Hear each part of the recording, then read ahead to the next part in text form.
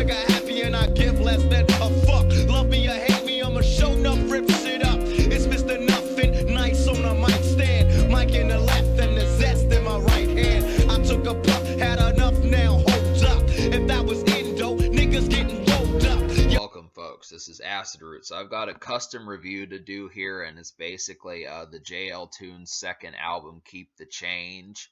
This came out in 2016. JL Tunes worked on this throughout 2014 and 2015, and perhaps he was going to continue doing music, but one of his pals passed away, and it led to him kind of wanting to take a step back from music. He still has a YouTube. He goes by the name Justin Ray. So he has a YouTube channel that you can find. I might post that in the link. But so yeah, this project is yeah, it's pretty solid. I mean, I appreciated Keep the Change quite a bit. There's some good stuff on here. It's been pulled from iTunes. It used to be on iTunes and things like that, but it's got a good concoction of amount of stuff on here. And I would definitely have to say it's appreciable. I mean, really, you can tell by the album cover that it seems kind of more like in kind of like a more almost ghetto and kind of low-key setting, and like a sense of like kind of off the side, you know, maybe folks who ride the bus, that type stuff, and kind of like that sort of vibe. And I appreciated that approach. There's plenty to like on this project, and I'll go ahead and talk about some of that. So a couple of the immediate highlights for me were Leave Me Alone 2, which really felt like the most like a club song on here, where it's kind of in like a very gleaming social setting and had a lot of fun. And then Murder Town and Glock 40 were a couple extra ones that kind of had that more of like an exhilarating kind of head rush kind of thing, where it just has the adrenaline kind of going and some nights out and that sort of vibe. Those are definitely some ones. I also enjoyed Black Cloud of Doubt. I felt like that one was kind of like a looming song, as it kind of felt to me. I kind of have almost like a pictograph kind of visualizing when I see certain songs. This song kind of felt to me like, you know, you're getting off work in like 25 minutes, or a party's getting ready to happen in like 2.5 or 3 hours. So you're getting ready to kind of get back to the house, maybe pick up some food and get ready to get started with the night. I mean, even though it was a Cloud of Doubt kind of song, and he's kind of talking about how he is like questioning things and like his you know, this kind of stuff that he's not quite as assured on. And really, on a side note here, JL Tunes has a lot of lyricism, so he's not someone that you want to say, or he's not someone you would say that he doesn't do the lyrics half of things. I mean, having the good beats and then kind of having interesting lyrics on top of that's a good concoction. It's how a lot of lyricists should kind of go, because I feel like it's like a 1-2 punch to be able to have not just interesting lyrics, but also interesting, compelling production on top of that to kind of get some of that. So it's definitely good.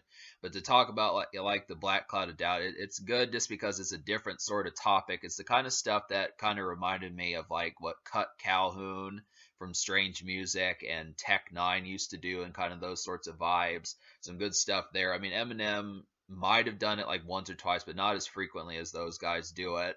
But yeah, some other stuff on here. There's a 3-part series called The Other Night. I definitely like part 1 the most.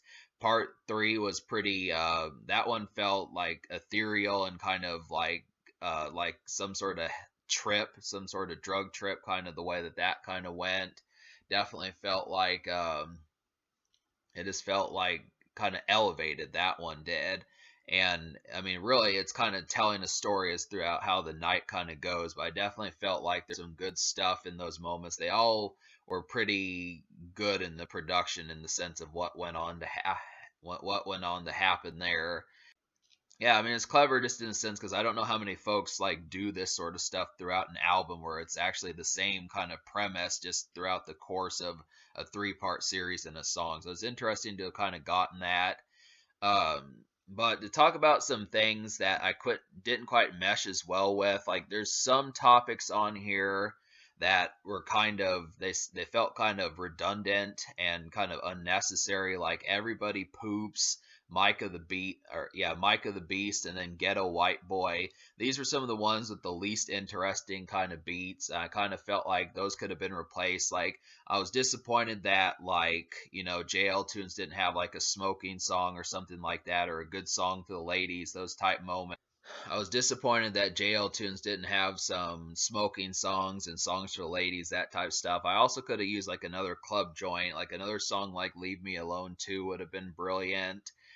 Maybe like a posse song, him rapping with some buddies, some stuff like that, kind of like some songs similar to like Dope Boy Magic by Young Jock, or like Bitch Please 2 by Eminem, something like that, that kind of show off his lyrical skills against other cats and see what could happen there.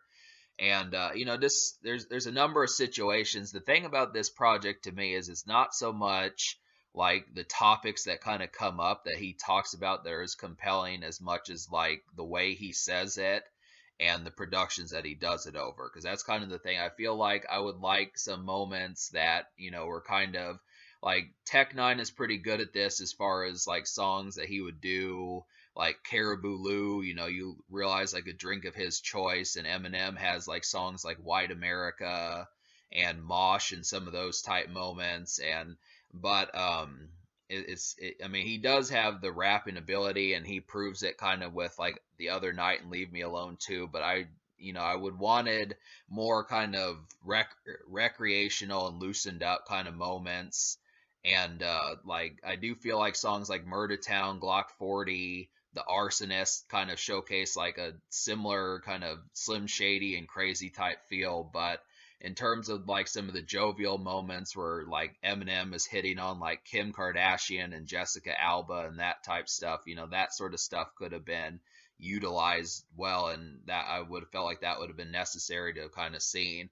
But yeah, so it's just basically, could have used a smoking song, posse song, R&B type song, that type stuff, some just stuff in that atmosphere. But for what it is, it's a very like satisfying project in terms of like when you get the lyrics, and just for the most part the delivery of getting something where you don't have to say this guy raps good but they still suck. And that's kind of the concept, because some lyricists fall into that trap of like having great lyrics and in some cases songwriting, but this not having anything melodic or interesting to listen to. Like the choruses and the beats kind of suck. So that JL Tunes has these bases covered, but it's just kind of the palette is not quite as recreational as what you might want. So I'm gonna give this album an 8 out of 10. I really feel like it's rather stellar just within the prospect of that, but it's good. I mean, I do feel like it has like the good concepts there. Some of the immediate ones I would go for would be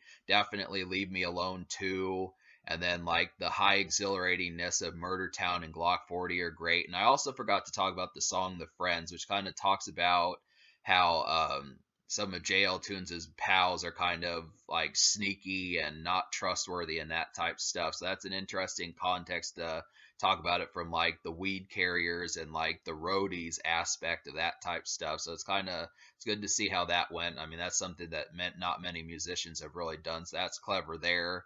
And but yeah, those three songs I would go for basically immediately, and then I would pick out one of the Other Night type songs as like another highlight.